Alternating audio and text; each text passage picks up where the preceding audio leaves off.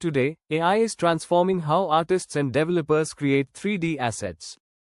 Instead of spending hours modeling from scratch, you can now use AI tools to generate models, textures, and even animations, often from a simple text prompt or 2D image. Here's how it works. Text to 3D generation. Like typing a medieval stone tower and watching a fully rendered 3D model come to life. AI-driven textures, like using dream textures in Blender to create seamless PBR materials with just a description. Animation assistance, like AI generating motion data, making realistic character animations faster and easier. Why Blender? Its open-source nature and Python API make it a perfect hub for integrating cutting-edge AI add-ons.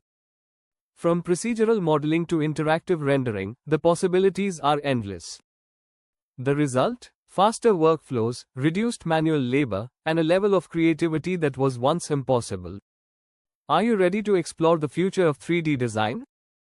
Start creating AI-generated assets in Blender today and take your creativity to the next level. If you enjoyed this video, hit like, subscribe, and follow Pencontentdigital for more expert tech content. See you in the next video.